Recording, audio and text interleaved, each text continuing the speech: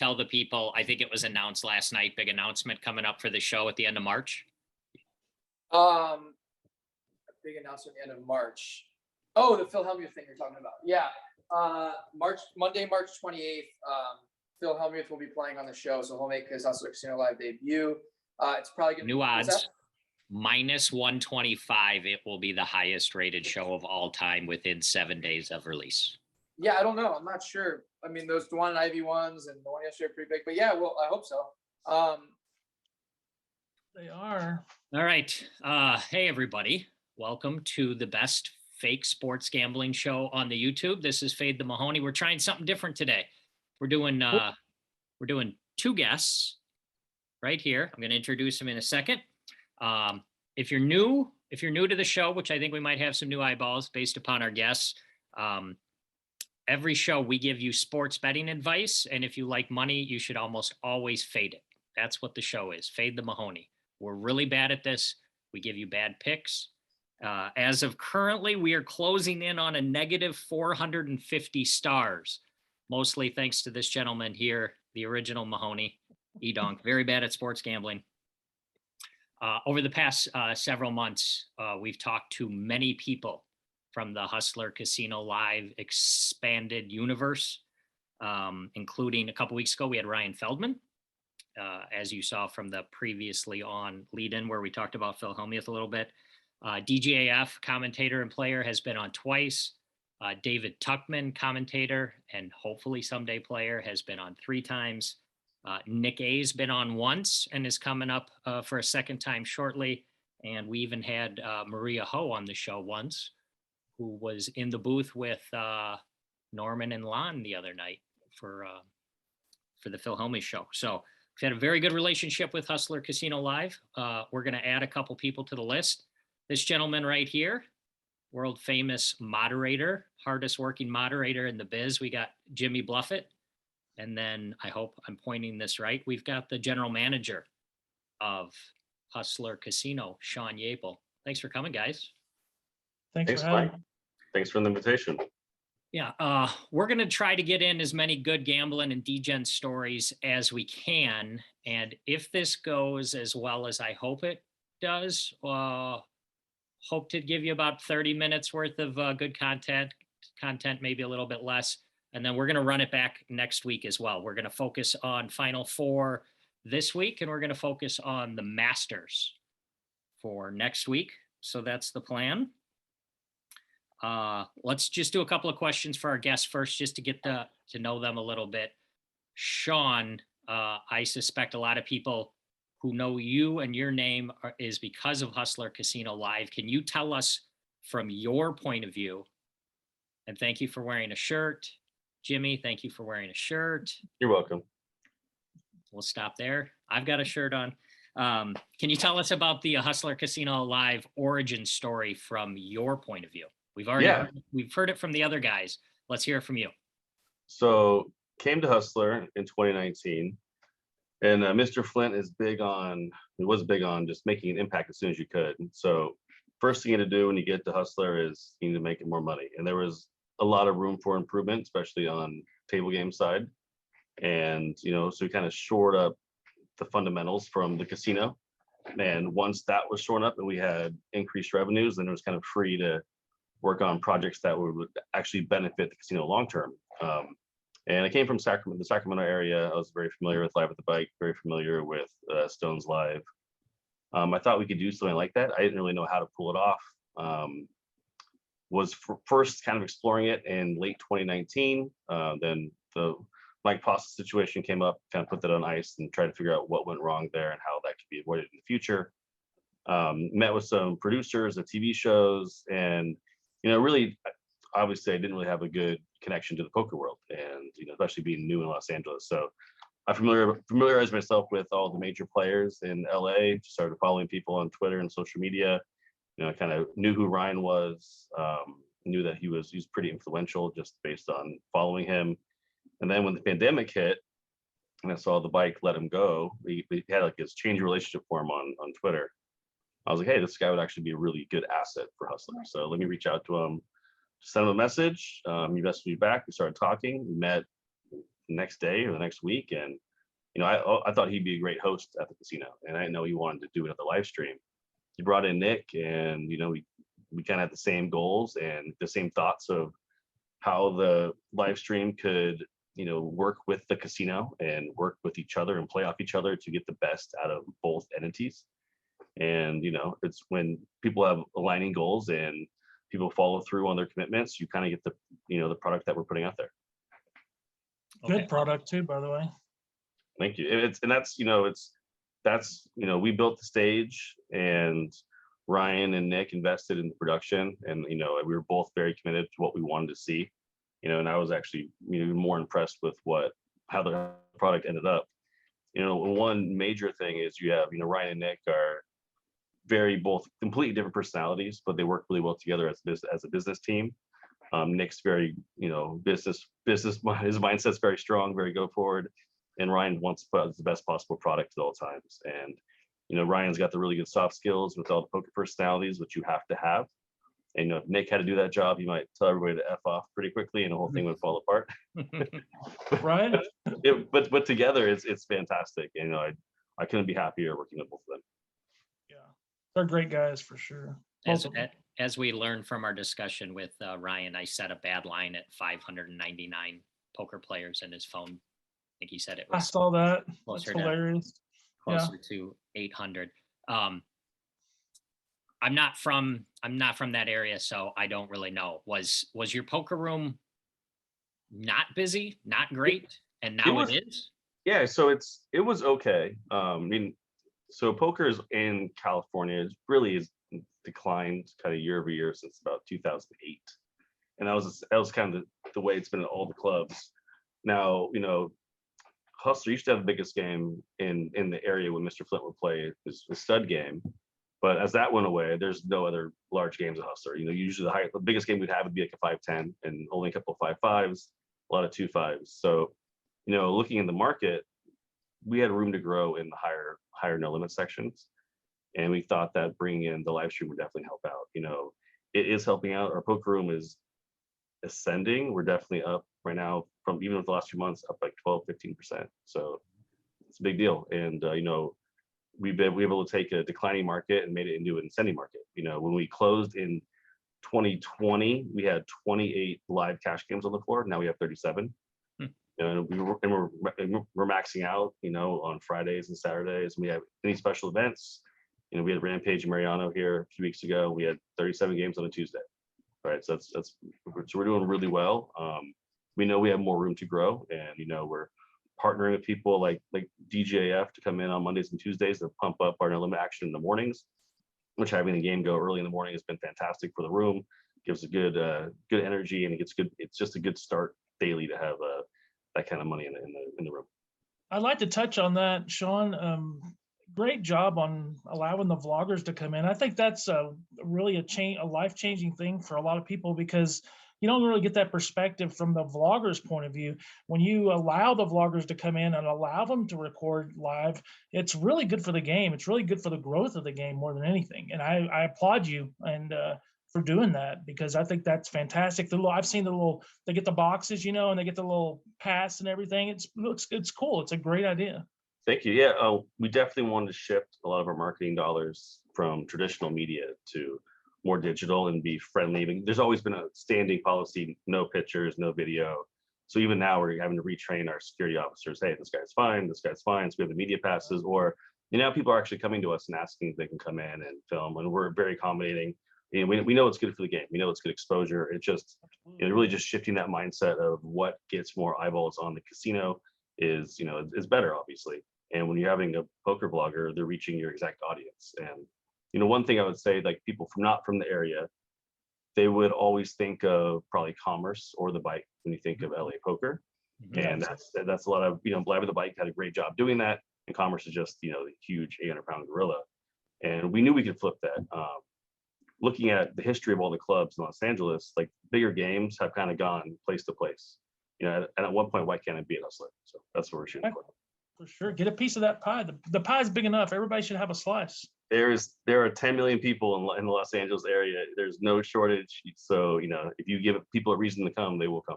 Plenty of DJs out there. Plenty of defense. Jimmy, I'm Yes, gonna read. sir. I'm gonna read your Twitter bio so everybody knows how hard you work. Are you ready? Sure. Poker player, golfer, trado, crypto, investor, traveler, sports betting, moderator, and restaurant part owner. Do you sleep? In between That all sounds like bullshit, honestly. Sorry, it's just I don't get much sleep, honestly. But I love it. I love to be busy. How did you get? Tell us all the places that you're a mod for, and how did you get all those gigs? It's amazing how hard you work. It really started like on Twitch. I did a lot of things for Twitch. I worked for Chris Moneymaker. I worked for the Triton Poker Tour. For them, I've worked for almost every person that you can think of that streams on Twitch at one time or another. I've worked for them. And then I moved into YouTube, started doing things for the Live at the Bike, and of course Ryan was over there at Live at the Bike, and then that's how I got to be a moderator on Hustler, I believe, is because Ryan, allowed me to follow him over there to that. So it's been great. I love doing that for different streams and stuff. I think one thing that I'd like to say here is what people don't understand about me personally, and I'd like to make sure people understand. I'm not just a moderator. Like, I play the game, and I love the game. And I think one thing that Emerald Slim, the impression that he left on me was to grow the game. And the best way to grow the game is like what Shaun's doing with the vlogs, in my opinion, at Hustler. That's a great way to grow the game. And we all need to, if we're going to protect the game for the future generations, then we have to give back. And the way you give back is to do things like that and just make sure that the game is in good hands. Cool. You've also done some moderating for a good friend of the show, Daniel Negreanu, at some point, right?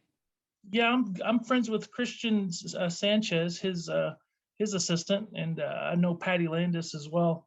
And I like to work with Daniel as well. We do that. You had mentioned Amarillo Slim. I want to get some stories out of you. I'm going to let you go wherever you want to go. Before we get, Shaun has promised me a good story as well. If you want to start off with your best gambling or degen story, where you want to go? For me or for Shaun? No, you. We'll start with you. Go ahead. He taught me how to play pool before ever he taught me how to play cards. And he was a heck of a pool player, as you know. He's a hustler. And we used to be so degenerative at pool that we would literally, like, when there was no game or anything going on, like no big game, I can't make this up. We would sit at the bar at the pool hall, and we would actually wager on what color car drives down the street next. We would all pick a color. Shaun Rice, he's in Lubbock, he can attest to this. We'd pick a color of the car. Clay Renfro, I can just name a bunch of names. We used to be very degenerative, and we were just gamblers. We were always wanting to gamble. Flip quarters to the spots for 100. That was not uncommon at all. And then, you just sit around, you get bored. And we just one day said, I bet the next car that drives by is, and then we caught somebody actually cheating, hedging at that game, because they would called his girlfriend and said, tell her to drive by the street. Yeah. So we had to, figure that out. Yeah. It's people always looking for edges. Would black and white be the most common colors? Exactly. I mean, we pick the most common colors, but you get every once in a while you get something crazy, and you get more money for the crazier colors. Of course, if you pick them. Or the lines on the colors. I can't remember now. It's been a long time ago, Shaun. It's been a long time. But I got a couple more great stories, but I'll let Shaun tell one. All right. Shaun, you promised me an awesome story. Let's have it. So this is actually fairly recent. Are you guys familiar with Robert Gomez, known as Buddha? Yeah, I've heard of him. Okay, so if you don't listen to the story, he was probably one of the biggest gamblers in LA around 2000, 2002. He played Pai Gow poker. He played Mr. Flint's stud game. He's a big dude. He's probably 6'3", 360. Call him Buddha because he shaves his head down to nothing. He always smiles and laughs. They call him Buddha. He was not very nice to the staff. Very good at reading cards, but would take shots. Kind of an advantage player. always had crazy stories about, where his money came from. Turns out he just running this huge scam, the miracle car scam. There's a really good book on it. It's called God Wants You to Roll. And for me, it's really fun to read because I know all the people in there. I know the people that he was working with. I know the employees. I know like the owners who are of the banking group and owners of casinos in California. So it's fun read if you're from the industry. So long story short, he gets arrested in 2002 at Hustler playing Pai Gow with $800,000 on the table. So money gets confiscated. He goes to prison for 20 years. There's about $8 million unaccounted for, and a lot of it was in chips and cash. No one really knows where it went. So, we heard stories getting close to getting out, and he's called some people that we know. No, I'm going out soon. I'm getting out soon. I'm like, okay. So, like 2 weeks ago, he just shows up at Hustler. And it's like seeing a ghost. You're like, Buddha's here. He's playing Pai Gow. So, and he had 5,000, and I went up to my director of gaming. And I'm like, man, if this guy brought chips, 20-year-old chips, that would be fucking crazy. Right? That's funny. So it's like Hustlers never change their chips, right? It's the same chips from opening. Oh wow. I walk White over, chip games. I walk over, and the chips look pretty clean. They'd only be 2 years old because Hustler opened in 2000, so they should be in pretty good condition. So call surveillance. Hey, check those players. I don't see him on the MTL. He brought chips in, probably 20-year-old chips. Now, when you say chips were unaccounted for, you're saying that he had won or had been playing with, and then when he got arrested, just had completely disappeared? That's what you're saying? No, yeah. So he always was trying to circumvent, federal law, and he would keep a lot of chips, casino chips. So he would have chips from Bicycle, chips from Commerce, chips from Hustler, chips from Crystal Park, chips from Normandy. But a lot of these places normally would cycle these chips out. So the guy ran so good in prison that a lot of the chips he had are still valid. Say if I was the casino manager in 2002, and I know there's $800,000 in chips that left my casino, the first thing I do is switch out all the chips. For sure. $800,000, right? But no one did that. So these chips are just still valid. So the guy he continues to run really well in life. That's hilarious. And now he's making the rounds at other casinos already. So pretty interesting. That is crazy. Question about, go ahead, EDonk.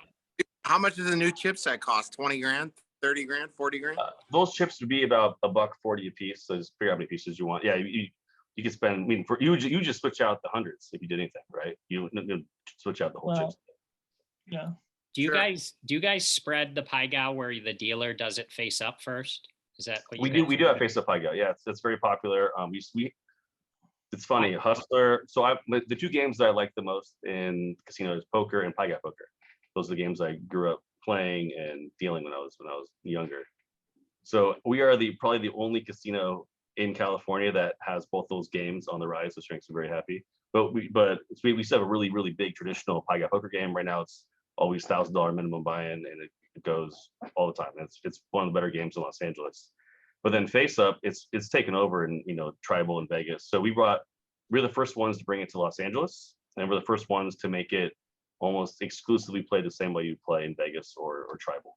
Los Angeles is primarily Joker's Wild Pai Gow poker, so we switched that to make it semi-wild, so it play the same as what people would see in traditional tribal or Vegas casinos. And it's been fantastic. It's up 80% from last month with the change. I can't Oh, go ahead. I was gonna say, I can't believe you guys spread that game. It's impossible to lose. Yeah, that's what I was going to say too. That's exactly what I was going to say. People have it wrong. They say that the biggest edge that the house has, or whatever in all these games, Pai Gow is by far one of the best games if you just want to sit there and push all day. I mean, and you're gambling, but you're not losing a lot, and you're probably not going to win a lot unless you're betting a lot. Wouldn't that be correct? Yeah, well, in California, I mean, we don't charge commission. We charge commission. So if you're in Vegas and they charge you 5% commission on your wins, as long as you bet $25 or more, it's a better deal to play in California. Yeah. I have a fantastic story from this past weekend I would love to share. All right. Absolutely. But real quick, I just want to say that for the open face Pai Gow, I disagree with everything you just said, Jimmy. I think if you play, you win every time. No, you just win every time. Just make straight flushes. That's my strategy. That's a great strategy. It's a great strategy. That's a great strategy, Mike. I'm undefeated playing that game using that strategy. So face up Pai Gow, it is great because it brings a new level of player. There's no learning curve at all. You don't have to learn how to sway. And even at the casino, we make it as friendly as possible. Even if you set your hand wrong, we'll give you the best outcome. Oh, I sat behind a guy standing behind a guy at Mandalay Bay who the dealer had one really good hand and one really bad hand, and the guy just wouldn't split his 2 pair for like max bet. Wouldn't split them. That's like, wow. It's not a very hard game. All right, what do you got, EDonk? Okay, so we went to the barbershop at Cosmo on Sunday night. It's a very nice establishment, has live music at Cosmo. And a lot of us got overserved. And at the end of it, I was told that we were going to bankrupt the Cosmo afterwards. So no choice but to go to high limit Baccarat. I've never played Bac in my life. And of course we had to go to the high limit room because that's the only way you're going to bust the entire Cosmo. So we ended up going, one of our good friends ended up, they have some very nice couches. He ended up taking a nap on one of the couches. Apparently this was okay because we were spending enough money. So That's funny. Shout out Yeah. Billy Dog. So it sounds like you say, are you hanging out with Dana White in Vegas? That sounds like a Dana White story. No, it was Dana White wasn't involved. So anyways, I get up there a little bit later than the other two. And what I see, I've never played Bac in my life. And so what I see is these two guys literally like crumpling up the cards. And I'm like, oh, fuck, we're going to get kicked out before we even like start here. I'm like, that's typical Baccarat. Yeah. I'm like, these guys, what are these guys doing? Right. I'm like, oh my God. And so I'm like, guys, you can't do that. They're like, no, they let us do that here. I'm like, I don't think so, man. They're like, Yeah. yep, they do. And sure enough. Hey, that's a good question for Shaun. Shaun, they spread Baccarat at your casino. Do you go through more decks because of the squeezing of the cards? Is that correct? So, yeah, so you always go through more cards. We have 11 tables that would be our squeeze Baccarat cards, but also higher limits. So you make more money on it, so you eat the extra. A brick is going to cost you, $6.20 for crap cards to $8 for good cards. So as long as a brick would be the eight deck of Baccarat. Yeah, so they end up like tearing through like a bunch of cards, and I was like, and rightfully so, they were spending enough money, and they just kept losing, and I kept sweating them and peeling the cards back. It was a lot of fun. They didn't end up bankrupting the Cosmo. However, there were a lot of Zelle transactions back and forth, and they ended up getting even. So. God bless them for chasing. That was my first Baccarat experience. I think it might be my new favorite game. It's super addicting. It's the most degen, and it's converted. I mean, it's really the reason why Pai Guy Poker is declined all the way around in the world. That's exactly right. It's even converted. Most of our high limit old blackjack players are all Bac players. Right. I got a great story too. So real quick, so they asked, I'm sorry. So they asked, well, can I rip the cards? And they're like, no, you cannot rip the cards. And they're like, the fuck, I can't. They're like, how much do I need to bet to rip the cards? And they're like, no, you can't do it. He's like, well, what if I bet 20? He's like, nope. And he's like, well, yeah, not $20. And I'll let you rip the cards for 20K hand. It's fine. Right? You'll let us rip it for 20K? Oh yeah, come to Hustler. I'll make sure you guys have a table with a trash can next to you. You guys can go crazy. I'll let Bellagio Bob know that he can come to Hustler and rip up all the cards he wants for 20K hand. Yep. Yeah.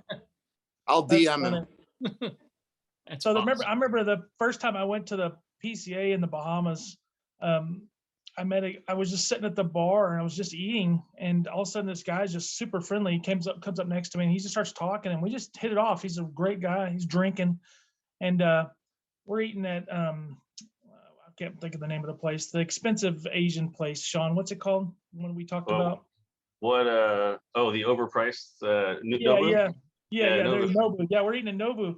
I'm eating a Nobu, and the guy's just like, he's super friendly and everything. And I'm a hustler. I've been a hustler all my life. I'm a good reader of people. I can read people.